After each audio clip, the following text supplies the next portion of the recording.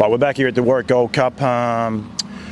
Second round of the Warwick Gold Cup is underway at the minute. Some good scores coming in, some tricky scores as well, which is you wouldn't expect anything differently. But I'm rapt to be catching up with who I believe is the oldest competitor here. But we'll double check on that. Terry Hartman, firstly, thank you for joining me. Terrific to be here. Are you the oldest competitor? I would say so. Yeah. I was 80, the 19th September. So you're officially 80, just gone. 80, just gone by. When was your first competition here at Warwick? Probably I rode buck jumpers here in probably 1965. Wow. So that was your first initiation at Warwick? Association with Warwick, yeah.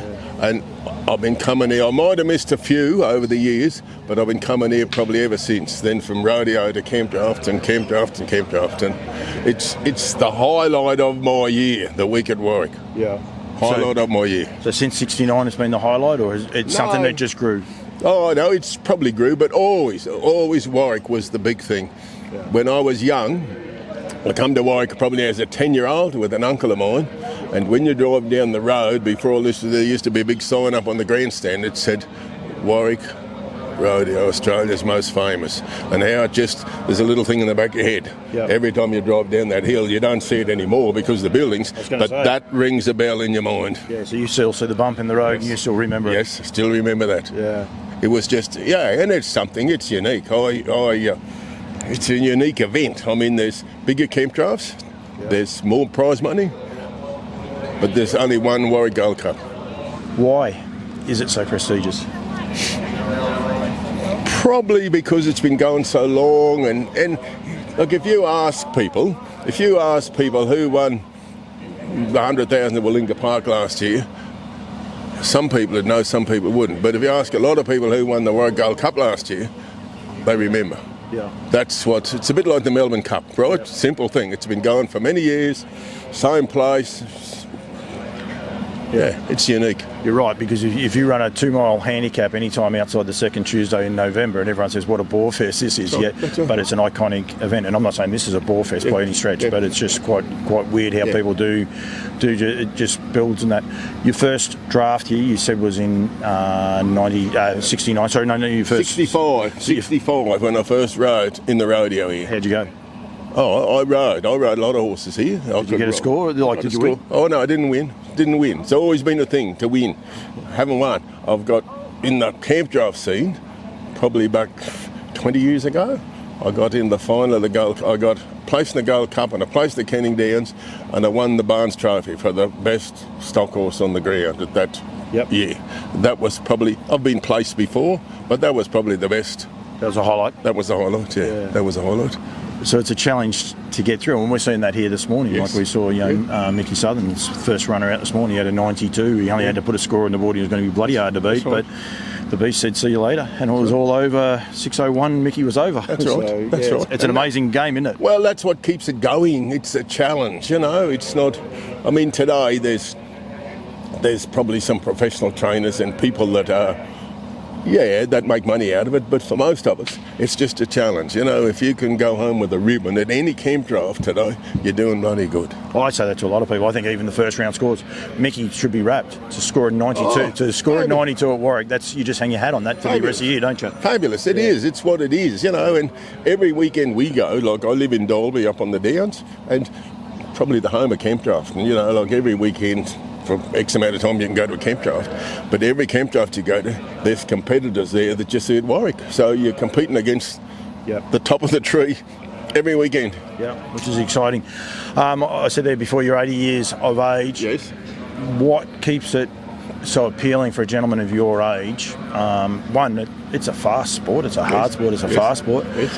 Fast and hard comes with risk. Yes. But what keeps you so enthusiastic and wanting to go out there and compete? And let's face it, it is not just you. I could have. Yeah. I mean, Kenny Bolton claimed to be the oldest man at Chinchilla. We think he was about third by the end of it all. But no one's really going to dispute it. But I mean, there's quite a few of you guys that I think we're what same. I think we're lucky. I think we're lucky we can still do it. Yeah. And a couple of years ago, I had a bad back and I was hampered. I could still ride, but it got to me. And I debated, and in the finish, I talked to a surgeon in Brisbane who had a back operation. Before I had it, I talked to him over the phone like this, face to face. And what do you do and what don't you do and what do you want to do? And I explained all my things. And the last thing he said, how old are you? And when I told him how old I was, he went a bit quiet, and he wasn't a real, he was a middle-aged bloke. And I thought, oh, this mightn't work out too good. He said, Terry, I'll tell you what I'll do. He said, I'll nearly guarantee you I'll get you back riding your horses and doing all the things you want to do, because he said most people at your age want a back operation. They're either in an aged people's home, they're retired, or they're sitting on the veranda doing nothing. Yeah. Now, that rings a bell. Yeah.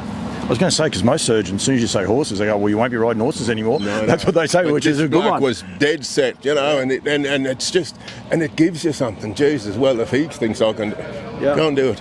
Go and do it. How often do you ride your horse? Like, do you get up every day, ride? I still try and ride. I still ride a lot. Not so much for the horse, for me. Yeah. I need it more than the horse, you know what I mean? Yeah. And at the moment, I mean, I got Megan McIntosh lives with my stepson, very good horsewoman. We do a lot together. She rides horses for me, and I ride horse, and I buy horse for her. That's another thing that keeps you going. Keeps you going. Keeps you going. So most days you'll be out on a horse? Not every day, but every second day I'll get up and I'll ride the horse for half an hour or 10 minutes or whatever. Just, some days I mightn't ride for a while, but if I went for a fortnight that I hadn't been on a horse, I think there's something wrong. You'd be chafing at the bit a bit? Yeah, because I enjoy it. Do you still work the cattle and that? Go out and work cattle? I do, yes. I still do my own cattle work and whatever, But when I was a kid, I rode to school, right? We were at a dairy farm, and I rode 6 miles to school every day on a horse. And I often hear about people today, so-and-so, can you take my horse and work it for you? Well, when I was a kid and rode to school, I'd hear people say to my dad, do you think that boy of yours will be able to ride this pony to school for a while and get it quiet? Yeah. So I done that 70 years ago, what people are doing today, It's quite actually funny. My father-in-law, he done the same thing, and it's one of those things that, you over the journey probably has been wasted, but a simple little task of just a morning ride every day actually can settle a horse down and change a horse. It's good. But I enjoy what I do. I enjoy, life's good. What about here with the rodeo? Did you ever get a placing at all? No, I never got a place in the rodeo. I got in the final of the buck jump a couple of times. But it's what it is. Even when, look, I done a year rodeo, went to Victoria, South Australia, all the big rodeos. Then I give it up. It was just a thing I wanted to do. But for X amount of years, I'd try and get a bit fit when I was younger, and when I was camp jump, I'd still come here and ride in the rodeo because it was Warwick. Yeah. I wouldn't do it at the little place down the road because there was, you know what I mean? I didn't get any satisfaction out of that, but I got a satisfaction out of coming here. Is that the unique part about here at Warwick? Because you can not only enjoy both, like from your point of view, you've been out pretty early, but you're here all the day, and you can still watch the camp drafting here this morning, tomorrow morning, Sunday morning. You'll be able to get up and watch it, sit back then and watch the Rodeo guys going their hardest. Yes. Is that one of the unique parts about it? It is a unique part, and the thing is, everyone comes here. All our rodeo riders come here. Yeah. All our camp drafters come here because it's Warwick. And that's, like, every day I'll get up here and have for a long time now, and I'll do a lap around the ring. Pull up at the grandstand, talk to people for an hour that I know, met for years and years.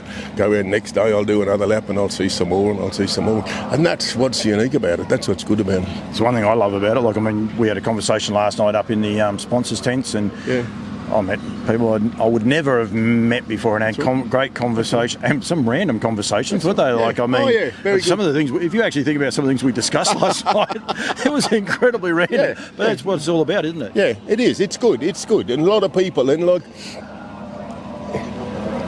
here, I got a little Megan McIntosh's little boy, he's 5-year-old.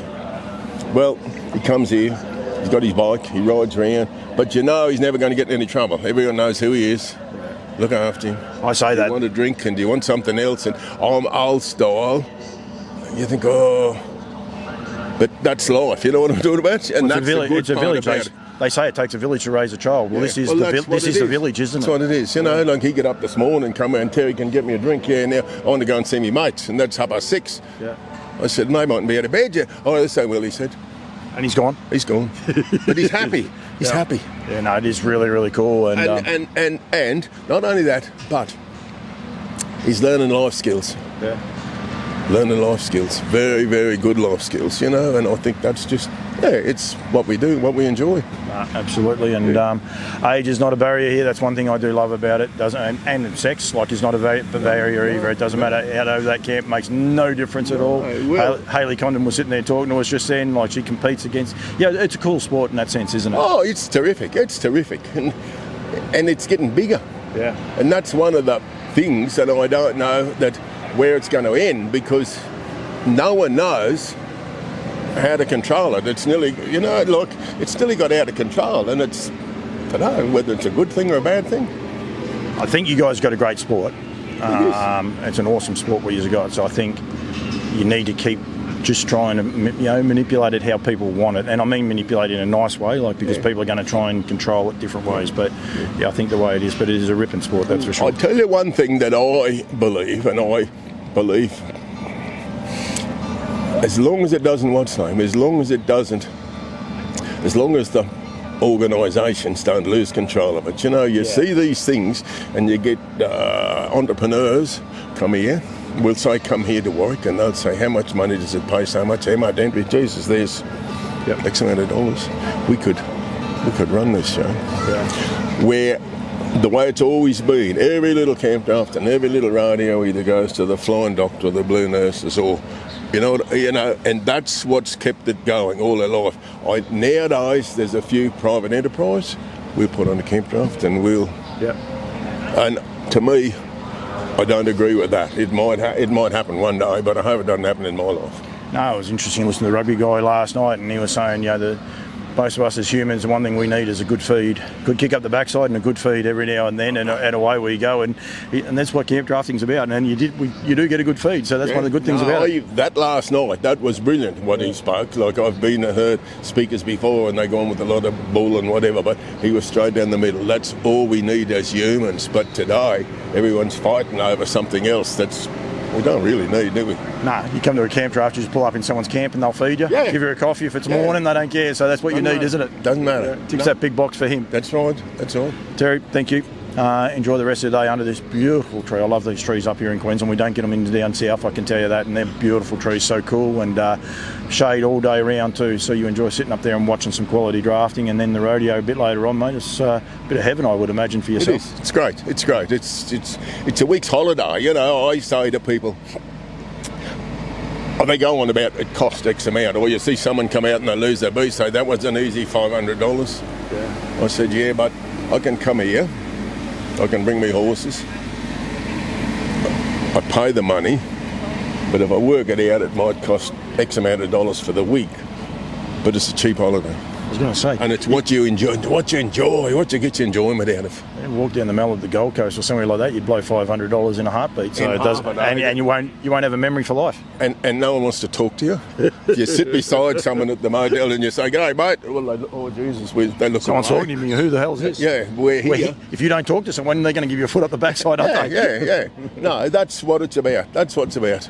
It is terrific. Thank you very much, mate. Thanks for the chat. Keep it up. I want to interview you next year at 81. Hope so. I want to get you when you're out there. No, you don't have to win, but just make that final lineup. That'd be nice. Oh, it'd be terrific. Oh, well, I would say. Another thing I might have said last night, I went to a camp draft, I think it was probably a week before my birthday, and I ran second in a restricted open, which is the top of the tree, and a week after I got third in a novice. That's pretty good. I went home pretty happy. That made you year? Made me year. Well done, mate. Thank you. Thank you very much. Thank you.